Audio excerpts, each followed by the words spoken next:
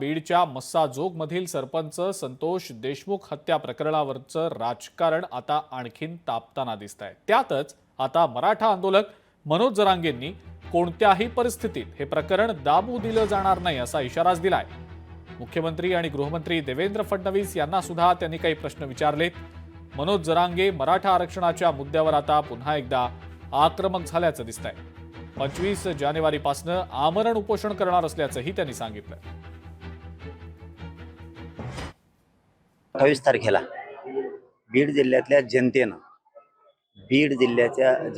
जनतेच्या वतीनं मोर्चा ठेवलेला आहे।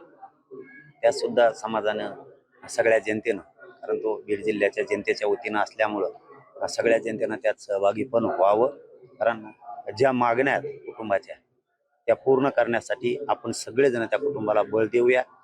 28 तारखेला म्हणजे डिसेंबरच्या सगळ्यांनी डिसेंबर 28ला त्या मोर्चात सहभागी व्हावं। कारण ते मॅटर नाही दबू देत, कोणाचा पण बाप येऊ दे, ते मॅटर नाही दबू देत। इतके दिवस लागतात काय मोबाईलचे एकामेकाला फोन केलेले तपासायला? इतके दिवस लागतात काय? काय शेवटी ना त्यांचा तपास त्यांच्यापाशी।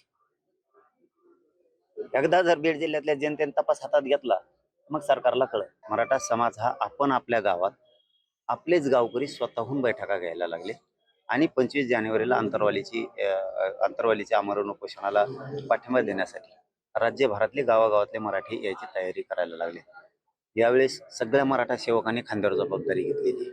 हे आपण आपलंच गाव सांभाळायचं, आपलंच गावात आपणच बैठक घ्यायची, कोणाची वाट बघायची नाही। हा येणार आहे, तो येणार आहे, मग आपण बैठक घेऊ असं नाहीये।